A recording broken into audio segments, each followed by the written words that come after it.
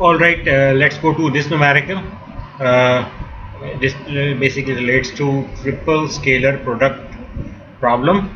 Determine the movement of the force F about an axis extending between A and C and express the result as a Cartesian vector. Okay, so this axis is not any say along solid, it is an imaginary axis, and he is asking you need to calculate the movement of this force about the axis extending between point A and C, and expressing again the result in the movement in Cartesian vector form. So how shall we proceed for this numerical?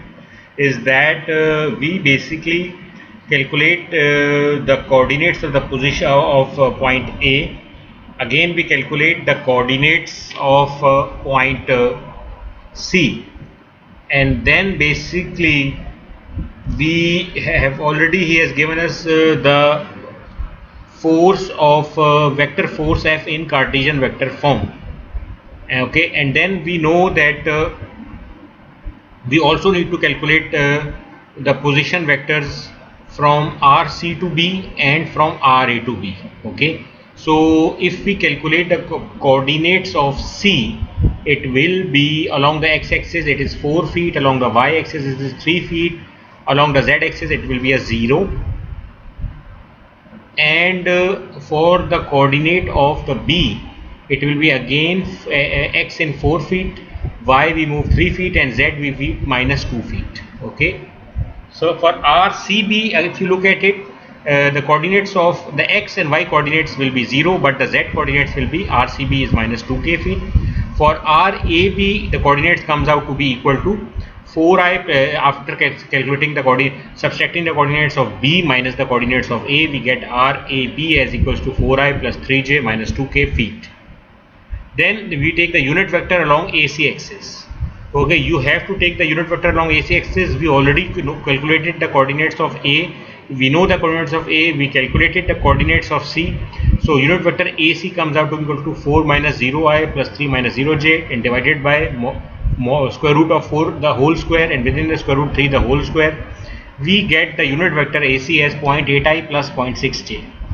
So we got unit vector AC, we have RCB, and we have RAB. Now the moment of this force F about AC axis. So F is already given to us. So we applied a triple scalar product along the, because he is asking moment about this axis, not the point. He is asking about the axis, AAC axis. So moment AC will be equal to unit vector AC dot RCB cross F. So unit vector AC was 0.8i plus 0.6j.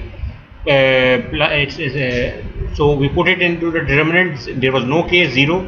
So RCB was basically calculated as 0, 0, minus 2 in Z, and F was 4, 12, and minus 13k, minus 3k.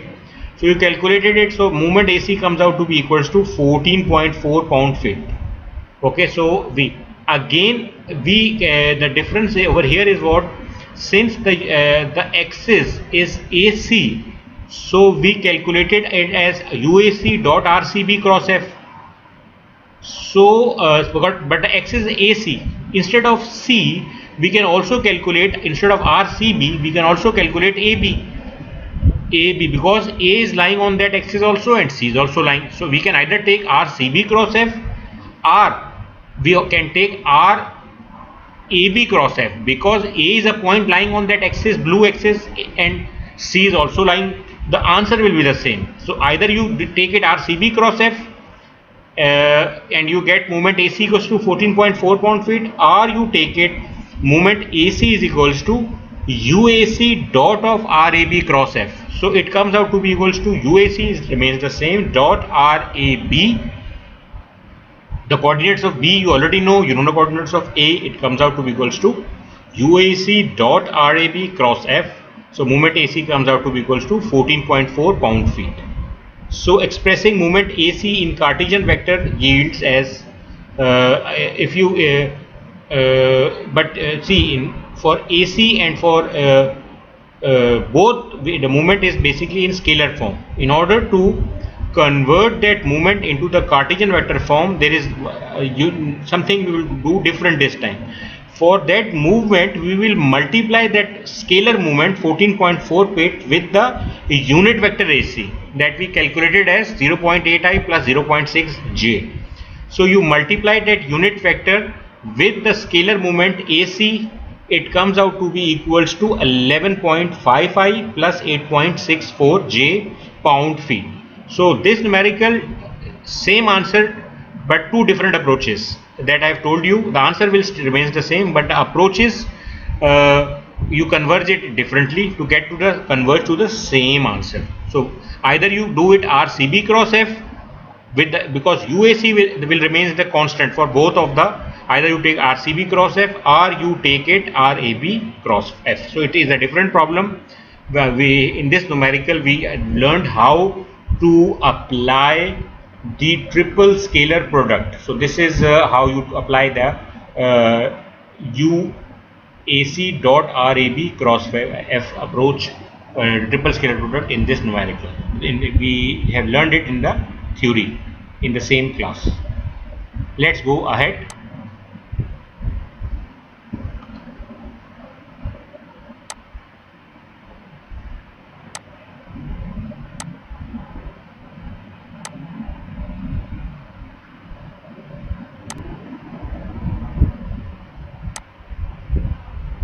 Okay, now we go. You have already studied in your this topic and metric also. Couple studied a lot. Very practically, you see practically in a lot of systems a couple is being applied. So if you look at it, how we define couple is defined as two parallel forces that have the same magnitudes but opposite directions and are separated by a perpendicular distance. This is how would you define a couple. The resultant force is zero. In a couple, what is different from a movement? Because in a couple, the resultant force is zero. The only effect of a couple is to produce a rotation or tendency of rotation in a specified direction. So the resultant force in a couple is always going to be a zero. The only effect of that couple is as a rotation, a pure rotation. Okay, so that is the in any specified direction. It can be anti-clockwise, it can be clockwise. Okay, so imagine you are practical examples is driving a car. Your steering wheel, when you rotate it right or left, clockwise or anti-clockwise, the car turns respectively, right and left. So you are basically applying a couple. When you are opening your wheel nuts, again you are applying a couple by means of a wrench. Basically, if you are doing it, basically you can open your nuts. Okay. So in figure above, the first figure 4-25, you can see that there is force F and then there is another force which is minus F, and the perpendicular distance between them is D. So this basically forms a couple, and plus F is cancelled by minus F. Only the net effect, as in he is saying in the theory, is zero. So the moment produced by a couple is called the couple moment, and we determine its value by finding the sum of the moments of both couple forces about any arbitrary point. Okay.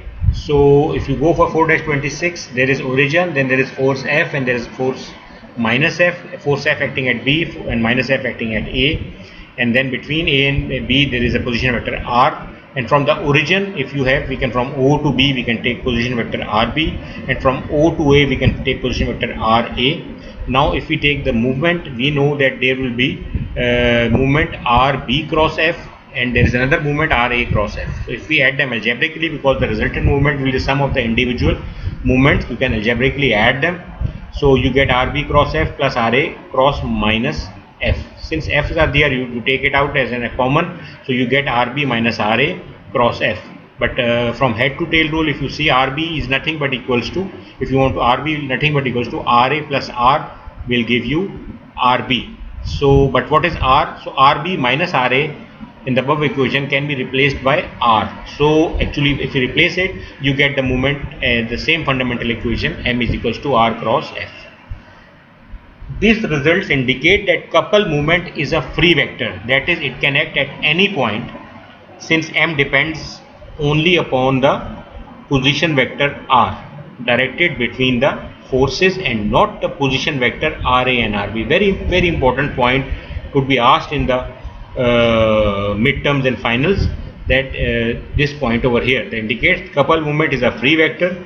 It can act any point since m depends upon the position vector r directed between the forces. So what does it tell you? If you're driving your car, it doesn't mean that you apply at a specific point to rotate it. You apply your hands on one side and exactly go on the other side, your steering wheel can be rotated. So no fixed point over here. This exemplifies what I'm trying to say. The concept is unlike the movement of force, which requires a definite point or axis about which movement is determined. So movement and how movement and couple could be different could be explained in this possible way. Okay. Now, how to find the direction of this movement? Again, the direction of this movement could be very easily found by sensing taking the sense of this rotation, and by using the right hand rule, your thumb will give you the direction of the movement, as like in the same way we go for the direction of the movement. Okay, so this is how basically you do it. Direction and sense of these movements are determined by right hand rule. As in the previous lecture, I have also told you how to take out the direction. If it is in clockwise and anti-clockwise, you get the direction of movement as on the positive z or on the negative z.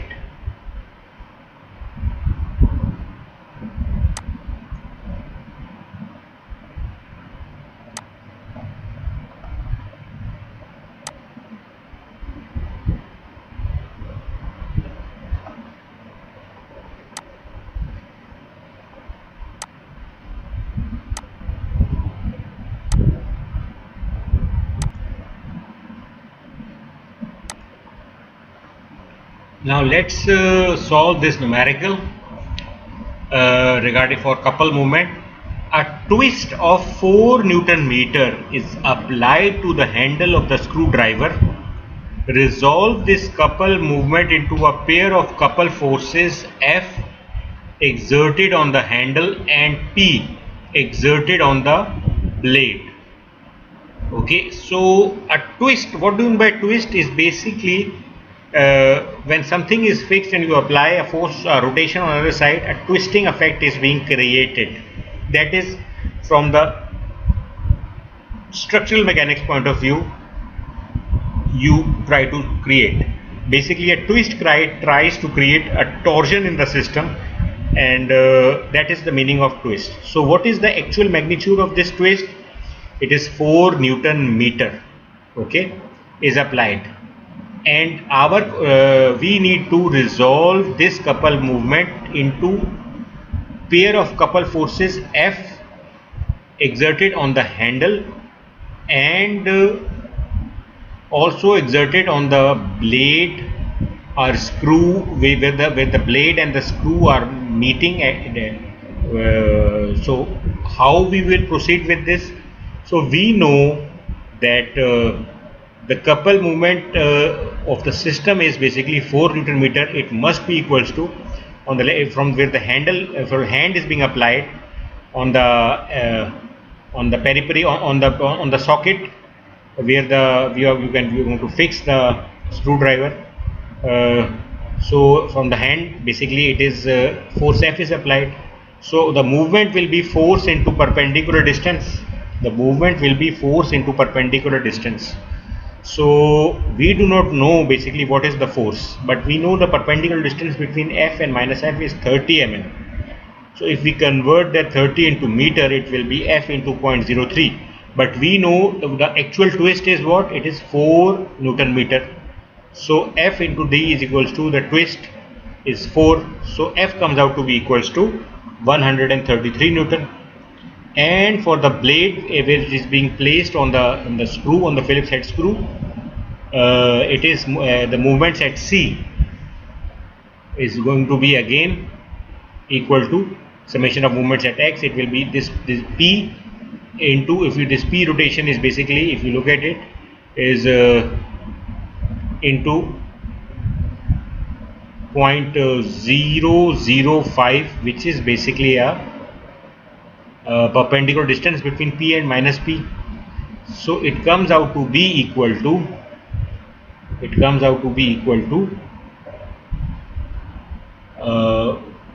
4. So this P is equals to 800 Newton. This P is equals to 800 Newton. So we calculated F, he's asking for, and we also calculated P, which was 800 Newton. So if you look at it, very useful is that the force which our hand is applying, if you look at it just from the mechanical advantage point of view, is also very important. You see, you are only applying the hand, our hand is only applying a force of 130 Newton, but for the blade over there it is actually applying a force of 800 Newton. So this is the importance and this is the utility of this screwdriver. Is basically a good machine. It is a very effective machine, and if we increase the length of the blade of the screw, we can get a greater momentum to basically loosen our screws, Phillips head screws or nuts, basically to open our systems. Let's go to another problem, very simple problem, particularly related to petroleum engineering. Very similar when you are on the field or when you are on basically offshore, or you basically on drilling places. It is very common that oil is coming out from a rig, and then oil is being the crude oil is being stored in tanks, and from the tanks it undergoes to lorries or to other tanks, or is basically being pumped from one place to another. So when we are doing this pumping on pipelines, we basically, to close the quantity or to increase the quantity, or basically to let go the quantity within the pipelines, we use devices called valves. Okay, so valves basically controls, it stops or increases the flow of the fluid or petrol, whatever the commodities in the pipeline. So the man tries to open the valve. It's a valve operator. He tries to open the valve by applying the couple forces of F is equals to 75 Newton on the wheel. Determine the couple movement which is being produced in this system. So we know the movement at C will be equals to summation of all the movements, but over here there is only one force F and another force minus F, and the perpendicular distance from F to minus F is 150 millimeters to the origin, and again 150 millimeters on the other side of the origin. So the actual distance between F and minus F comes out to be equals to 30.30 meter, and it's actually 300 millimeters. So it is 300 meters, and if you look at the rotation very clearly, the pure rotation of the two hands will take and you see the sense of the F and minus F, it will be and from the origin or from the center of the pipeline, it will be rotating the wheel in the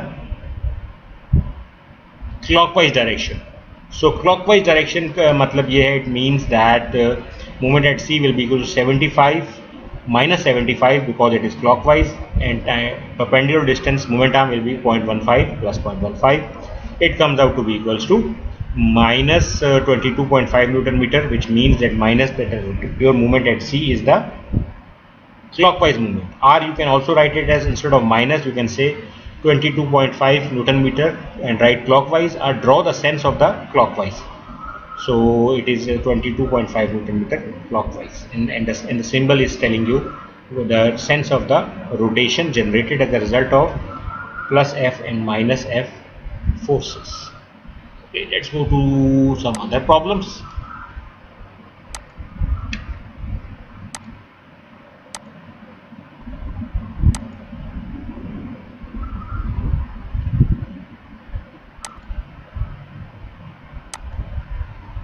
Let's solve another problem. Replace the force at A by an equivalent force and couple movement at point O. Okay, So now they are saying that they have given you a force of 375 Newton, which is acting at A and making an angle of 30 degrees along the y-axis, okay, along the sense of the y-axis, by an equivalent force and couple movement at point O. So how you will solve this problem? You know this force is 375 Newton. In order to transform this into a couple movement m naught, we can say that this force F will have two components. It will have two components. One component will be basically, if you look at it, it will be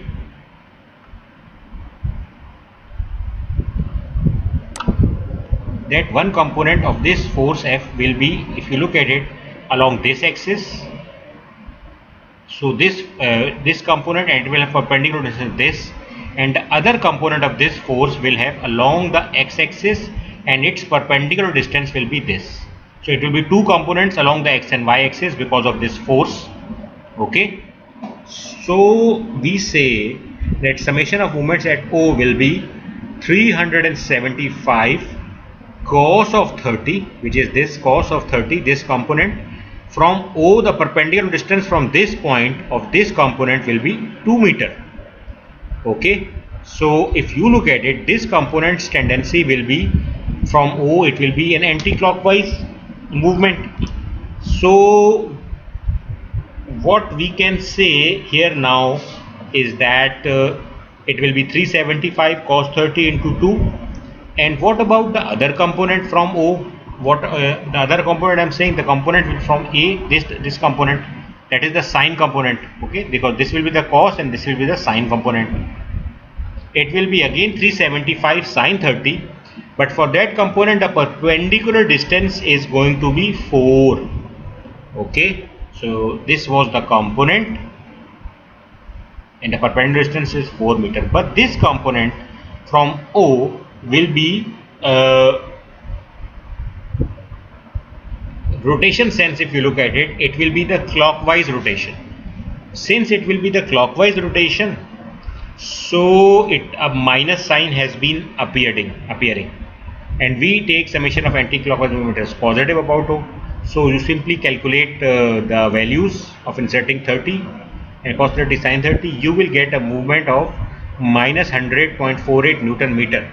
Minus means the resultant rotation of this force system will be a clockwise sense. Because of this, it will be clockwise, and that is why they have written it as minus 100.48 Newton meter, or 100 Newton meter minus removed, and clockwise rotation sense placed, that means it is minus. Okay. Now he says replace this force at A by an equivalent force and couple moment at point P. So if you look at it, instead of O was very easy, but they are saying now you have to do it about P. So how you do it about P? Unit the force is 75 Newton. Again it will have two components since he is saying about P. So the cos 30 for 375 Newton cos 30 components will be there, and the perpendicular distance from A to the origin will be 2 meter, plus from the origin to point P will be 2 meter. So 2 plus 2, you write 375 cos 30 into 4. And what about the other one? It will be 375 sin 30. If you look at it, it will be 370 sin 30. So instead of 4, it will be 4 minus 1, because the point P is located 1 meter above the x-axis. So the total distance is from A to the origin, vertical distance from A to the origin is 4 meter, but the point P is located 1 meter above the origin O. So it will be 4 minus 1 equals, so it will be 375 sin 30 into 3. So if you look at it, the movement at P is 375 cos 30 into 4 minus 375 sin 30 into 3. 375 cos 30 into 4 is an anti-clockwise movement, positive, and 375 sin 30 into 3 is a clockwise, so we put minus.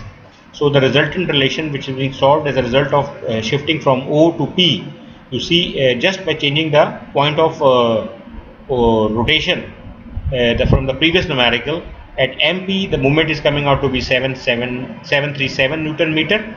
It is being increased from the magnitude point of view, and it is anti-clockwise after calculating the values inserted for cos 30 and sin 30 and taking the sense into consideration also. So you get summation of moments at P equals to 737 Newton meter anti-clockwise, which means positive. Okay.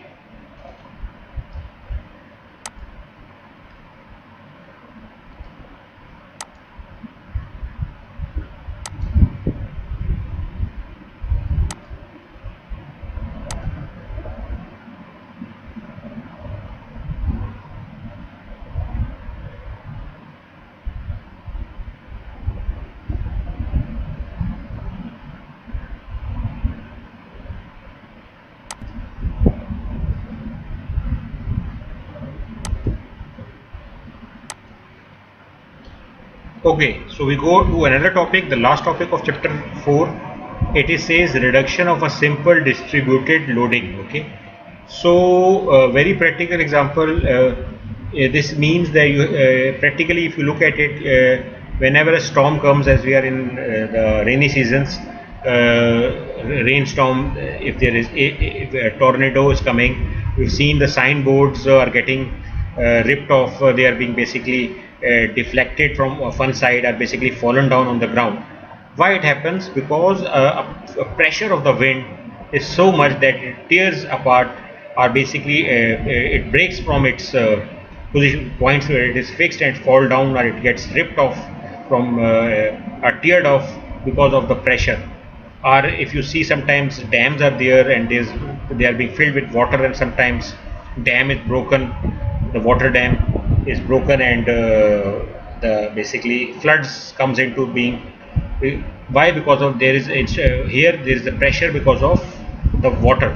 Okay, so we need to, whenever there is air pressure or water pressure, there are some forces being involved, and we need to calculate those forces location and the resultant effect of that force, creating a movement at places where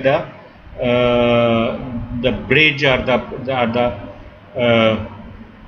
advertisement boards are basically the dam slice walls are basically being located. So this is just to tell you about the practical aspect of this theory. So sometimes the body mass may be subjected to a loading that is distributed over its surface. So in all the examples I gave you, whether it is the signboards being placed or basically the dams walls are there, okay, and even if you look at an aircraft wing, it is also a perfect example of air pressure. Okay, so just if you understand this thing, the pressure is basically deflecting them. Okay, so the pressure on the wind on the face of a sign, the pressure of water within a tank. Okay, so these are all different examples. Okay, so basically the resultant effect is basically the distributed loading. So we are creating a distributed loading. So the pressure exerted at each point on the surface indicates the intensity of the loading. So pressure is being exerted, so it is measured as pascals, newtons per meter in SI units, or pounds per feet square. But if you look at it, pressure means force exerted in a plane. Plane means that force will be exerted on x-axis and y-axis, because if you look, pressure is Newton per meter square, means Newton 1 meter along x-axis, other meter along y-axis. Okay, but we calculate out that if one of the axis the loading effect remains constant, so we can say this very important point, we can say uniform loading along a single axis.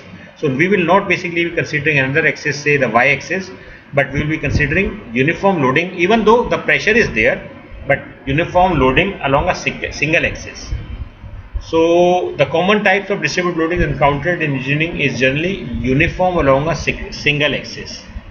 Okay, they are basically being uniform along. Consider the beam in figure 4-48. So this beam is being there, A. If you look at it, this beam is there. It has a constant width and is subjected to pressure loading. If you look at it, its width B is constant, B is constant along, if you go in the third dimension, and its length is L. Its length is L, its width is B.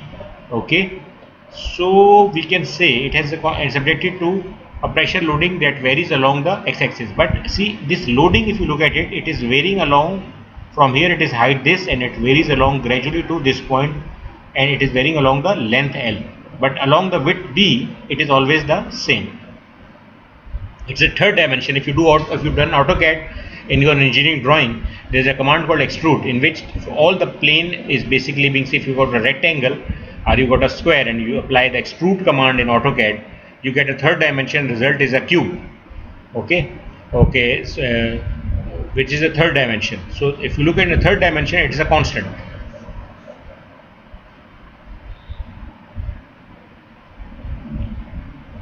Okay, so this loading can be described by the function P is equals to this loading they have given you. This loading is P is equals to T is a function of x, y, because along the x-axis it is changing.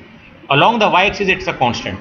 So it contains only one variable. It is, if I say P is a function of x comma y, which means it's changing along y, but it isn't like that. So it contains only one variable, and for this reason we can represent it as a coplanar distributed load. So because it is not changing, we can represent it as a coplanar distributed load. So we multiply, when we represent it along the single axis, we multiply the loading function of the width B, which is in meters, which this was B, this B in meters of the beam. So we replace this Px as omega x, as omega x. Why? Because this Px will be multiplied with this constant width B. If you see, omega x is equals to pressure Px multiplied by B. So but pressure is what? Newton per meter square. They are saying what is pressure? They have given you as pressure Px as Newton per meter square. This Newton per meter square is multiplied by this width B to give you omega x, because the length is changing. The loading is changing along the x-axis. So the resultant result is Newton per meter square multiplied by B, which is in meters. It comes out to be Newton per meter. So you must understand this logic very clearly. Okay. So using the methods, we can replace this coplanar force with a single equivalent force. So this coplanar force generated Fr with a single resultant force. Okay. This resultant force will be acting at the centroid. Here it is. It is acting at the centroid, and this omega equals to omega x, and we can take a differential element for f to be df. So we can take differential length dx if we want for our ease of calculation. What is very important here is, because of this force F, this Fr must always be acting at the centroid of this loading. So Fr will be acting on the centroid of this loading. So if you look at it here, this centroid from the origin, the distance will be x. No x, it will be x bar, because centroids, whether along the x-axis or y-axis, are given by distance x bar, x hat, you can x bar or y bar. Okay. So if if you look at it, this x bar is the distance along the x-axis. If it's a distance along y-axis, it will be distance along y from the centroid, it will be y bar. So and Fr is being calculated. If we want to calculate, so we can say the magnitude of Fr, this magnitude of Fr is equivalent to the sum of all the forces in the system. Why? Because this was df, he is acting here, df is acting here, there are all individual dfs are there. You see these arrows, these are individual dfs, and if we take this integrated that along the length, we can get the resultant Fr. Okay. So the case integration will be used. There is an infinite number of parallel forces of df acting on the beam. So since df is the acting on the element of length dx, you see this df is acting on the element of length dx, and omega x is the force per unit length. So what was omega x? I told you here when we were doing the calculation. Omega x is equals to px into b, which is Newton per meter. So df equals to force, df comes out to be equals to omega x dx. If you look at it, Omega x was Newton per meter multiplied by this dx is meter. So Newton per meter multiplied by meter, meter cancels. So you will be getting it as Newton per meter into meter. It will be getting as the force. Okay, but if you look at it, this omega x dx, if you look at it, this height omega x times dx, it's a rectangle is being formed. So it can also be given as omega x dx as a dA. So in other words, the magnitude of df is determined from the differential curve, differential area dA along the loading curve. Okay, so along the length dA along this is the loading curve. This is the loading curve for the entire length LA. So Fr is equal to sigma f. Fr is what? It's the area.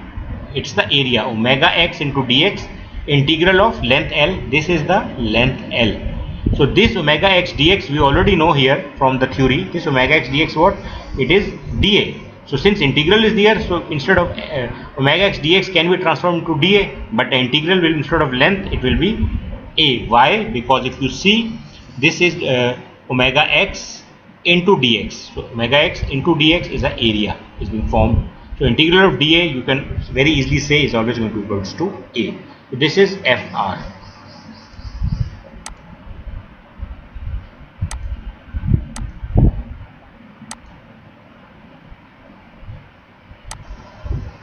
Now here we have calculated Fr, but there is another thing which is over here. This Fr is calculated, but one thing we also need, we do not know what is the location of this Fr from the centroid, from this or from the origin, from this origin O. The location of this Fr from the origin is basically this x bar, which is the centroid. How to calculate the centroid? Another very important question. We will solve it like this. Location of the resultant force is basically what we do is for the Fr we multiply this Fr with this centroid x bar. Okay, so when we say x bar into Fr, it is nothing but equals to integral of L x omega x dx, and since it is on the negative y axis, its sense we can add a minus sign for just for our easiness. But this it will also be it's a rotation. Okay, so we can write minus x bar into Fr. It is going to be minus x bar into Fr is a clockwise sense. It will basically be equals to again minus integral of L x omega x dx. That could be cancelled, minus minus. So from here if you look at it, this Fr could be divided in the denominator over here. So we can write x bar is equals to integral of L x omega x dx divide, because this was also x bar integral of Fr. So but what was the integral of xr equals to? What was integral of Fr equals to? Integral of L, this was integral of L omega x dx. So we can write x bar is equals to this Fr equals to integral of L omega x dx. But you already know that omega x dx is what? What is omega x dx? Tell me. What is omega x dx? Integral of omega x dx, it is dA. So we go here. So x bar equals to integral of x omega x dx equals to integral of a omega x dx changes to dA. So length integral changes to area integral. So and over here also integral of omega x dx changes to integral of dA. So here you calculated a centroid and from 3D, and from here as a 2D, and this is calculated.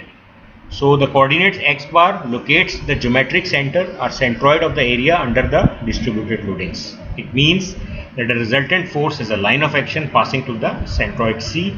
And what is centroid of general definition? It is the geometrical center of any body under the loading diagram. Okay, so just this is a slightly more mathematical topic. But you when we come to the numerical, just now you will see that it is very easy. The solution is numericals are very easy. Just if you know these two formulas, this formula and the previous formula. So the some important points, do not forget, I always give you in my lecture notes. The important points is that the coplanar distributed loadings are defined using a loading function. Always a loading function omega x will be given. Okay, the force will be given if the function is not defined. So the external effects caused by this distributed coplanar loading on a body can be represented by a single resultant force, Fr. Okay. And this Fr is equivalent to the area under the loading diagram, and there's a line of action passing again through the centroid, or geometrical center of the area. Let's go to some numericals to finish it up. This very important, very important chapter, chapter 4.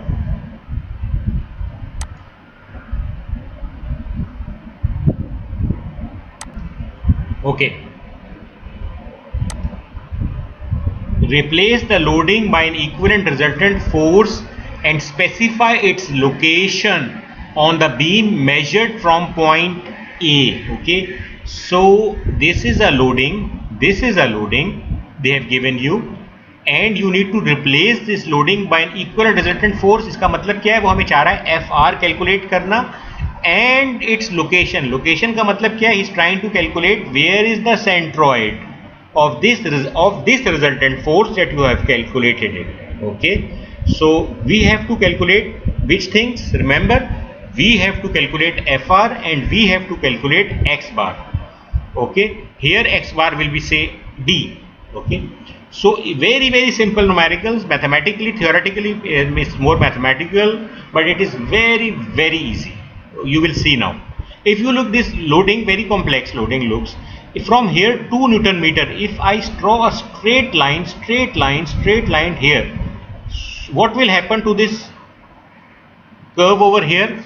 It will be transformed into a triangle, and from here when we draw a straight line, below will be a rectangle. Okay, from 2 Newton go draw exactly a straight line, a triangle will be formed, and just below that straight line you will see a rectangle is formed.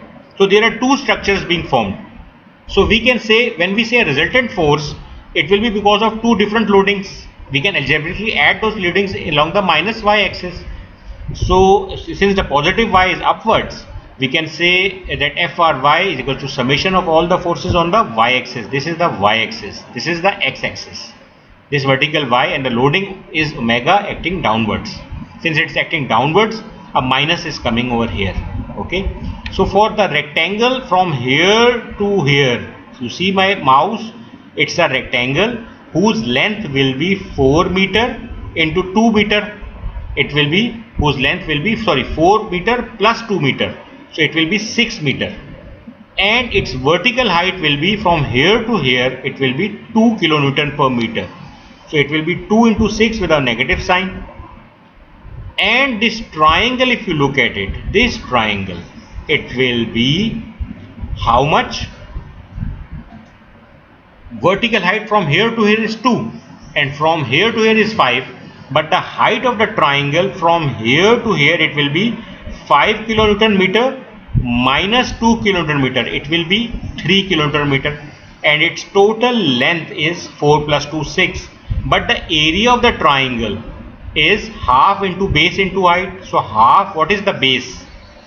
What is the base? The base is 6 and the height is 5 minus 2, which is 3. So again minus, because it is acting downwards. If the arrows would be acting upwards, all this, it will be not a minus but a plus. Remember, we can easily put plus here, but it is acting downwards, so it is this. So Fr comes out to be equals to, area of a rectangle is length into breadth, 2 into 6 is minus 12, and again you calculate minus half into 3 into 6 is 18, is 9. 18 divided by 2, it will be 9. So 12 plus 9 is 21 kilonewton. So Fr comes out to be equals to 21 kilonewton acting in the downward direction. Now comes the other part, the movement, location of the resultant movement. So you just in the theory previously, how you calculated? For the calculating the resultant movement, x bar into Fr equals to integral x omega x dx. That is how you calculate. So here we calculated summation of movements is asking about A, it will be equals to sigma ma. But what is resultant force? 21. Perpendicular distance from here to here, we do not know, we say D. We can say x bar also, but we say D. And what about, there are two forces acting. One force is because of rectangle, the other force because of it this triangle. These two force of the rectangle and triangle will create some perpendicular distances till A because they are forces. So we can say for the rectangle it will be 2 into 6 and this total distance is 6. For rectangle it will be half of this, it will be 3. So 2 into 6 into 3. And what about the rectangle triangle? It will be the resultant force acting at the centroid. So half into 3 into 6. And for this triangle, if it will be acting as, if you take 2/3 of the centroidal distance of 6, it will be 4.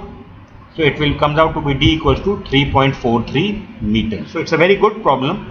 Just tell you how the effects of your loading, distributed loadings are being applied. And again you see you are doing it all along the x-axis. You are not doing along the third other dimension at the back. Okay.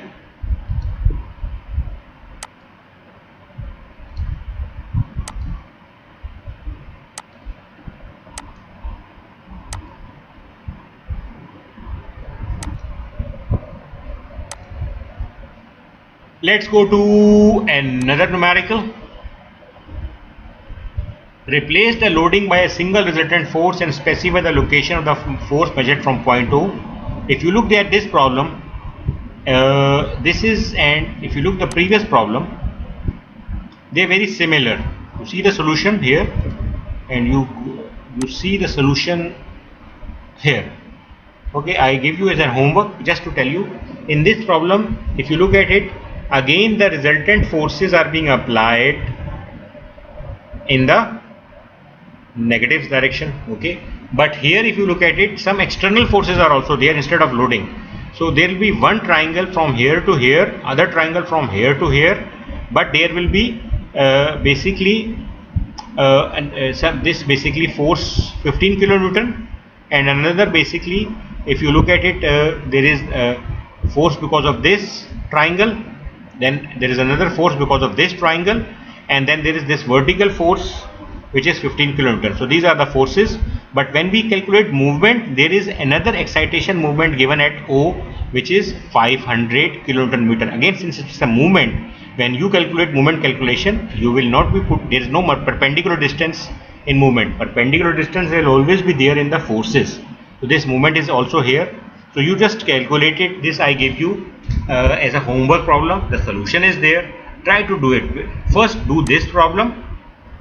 You do this problem and then you proceed to this problem. Solution solved there. I give you the basic concepts. Again, the same approach of the previous problem is here also. So this will give you as a homework problem. Let's go to another problem. This problem is basically different from this problem because here they are giving you the forces and you are directly applying the formula, and because there is no function, integral function is being given. If you look at it, there is no integral function given over here. But if you look at this problem, it's very different from the previous one because they say determine the magnitude of the equivalent resultant force and its location measured from point O. If you look at it, this is your origin, this is your x-axis, this is your y-axis going over here, but y-axis, your omega function is there, your loading is there along the negative y. So need to determine not only the magnitude, which means the FR, but also the x bar, and from which point you have one point of here and another point here, but from O. Remember this symbol is a symbol of pin. This, when you saw in a bridge, I told you in my theory concepts also, this is the symbol of the roller. You always have roller on one side and pin on the other side. Okay. So when you go for the solution of this problem, they say dA is equals to, you know what was the formula? If you go to previously,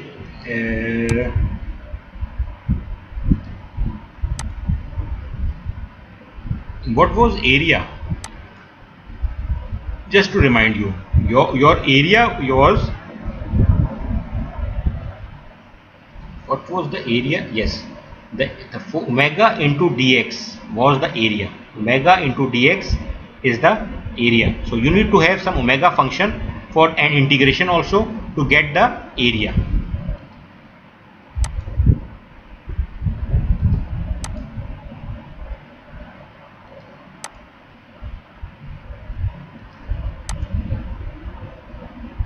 So dA is equals to omega dx. So fr is also equals to integral of dA. But what is omega? Omega is being given as 4 plus 2 root of x pound per feet. This is omega. And from here, if you look at it, they say this is 4 pound feet and it goes up till 8.9 pound feet. So okay, but they have given you this function. What is this function telling you? It is changing from this point to this point, and this omega is given here. This is omega arbitrarily taken. This is dx. So very simple, we solve it. But what is the limit from O to this point? It is 6. So we write it as 0 to 6 omega as 4 plus 2 square root of x dx, and what is this dx. So this is a very simple integral mathematical function has been generated from 0 to 6. So if you integrate it to simple integration, either you can do it mentally or you put this, if you want you can put it, because this is definite integration. Okay, you put it into your calculator. This you have got an integral sign, you put it into your calculator from 0 to 6, put this function 4 plus 2 root of x, root of 4 plus 2 square root of x dx. You will get it as 4x plus 2 x की power 1 by 2, you add plus 1, you get basically 4 by 3 x की power 3 by 2, 0 to 6. So you get this resultant force Fr is equals to 43.6 pounds. Okay, this Fr comes out to be equals to 43.6 points, which means the resultant force is acting somewhere, we do not know here, as 43.6 pounds. But you also want another thing which is called as the centroid. The centroid, how to calculate the centroid? This is a very important thing. So remember previously our formula when we are doing the theory, the formula was integral of x bar into df is equals to basically x into fr, x into f. So we can write it as basically equals to 0 to 6 into omega dx, which was basically when we apply x into df. Okay, so the x multiplied here will be 4x plus 2x की power 1 by 2 dx, and the limits will be 0 to 6. And we already calculated integral of df was basically 43.6 pounds. So you simple integrate it. It will be, when you integrate it, you put it in the calculator if you want, and you integrate it, basically get 2x square plus 4 by 2 x की power 5 by 2, apply the limits from 0 to 6, so it comes out to be equals to 142.5 pound feet. But here we are interested in the centroid, so x bar can be taken out, integral of df you already calculated it here, basically 43.6, and when you calculate this integral, it comes out to be equals to 142.5 pound feet. Okay, and this df for fr divided, it comes out to be equals to 43.6 pounds. You put it in denominator. In the numerator you calculated 142.5 pound feet. So x bar, the centroid, will be equals to 142.5 divided by 43.6. So x bar comes out to be equals to 3.27 feet. So if you look at it from here, we take from here or from here, but he says from point O. So if you go from here a distance of somewhere more than half, this is, we can say 3, so 3.27, slightly more than half, the centroid comes out to be equals to 3.27 feet.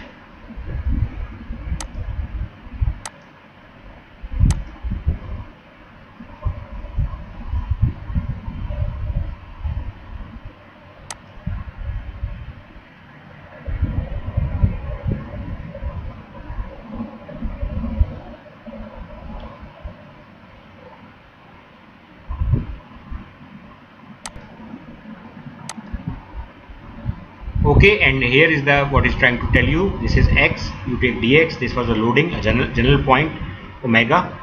Okay, and this was a function 4 plus 2 root x, how you place it. And this is basically the last numerical, I guess, for this chapter 4. It was a very big chapter, and very important. Lot of numericals comes from this chapter also.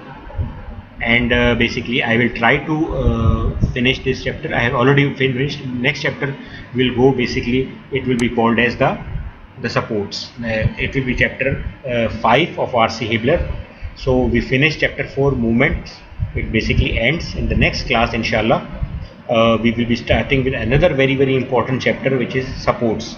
And just to give you in that chapter also, the knowledge, if you do not understand the chapter movements, you will, believe me, you will not be able to understand chapter 4, and you will not be able to understand chapter 5 clearly if chapter 4 is not understood. And then we go to real world problems, which are called frames and machines. So if you do not understand 4, you will be in trouble in chapter 5, and you will also not be able to understand chapter 6, frames and machines. So please try to understand this chapter very clearly. Numericals that I have given you are very specific, and they explain you the nitty-gritties of the theory that we have discussed. So I hope you will basically pay attention to chapter 4 very clearly. If you have any problems in our theory class, which we take on Tuesday, I'll be more than willing to assist you in every possible way. Please write your numericals, please write your problems on a piece of paper when you are basically in the class, when I'm in the class with you, in our virtual class, so that when you just read those problems very quickly, because we have very little time to solve your problems also. So inshallah I'll be seeing you in the class.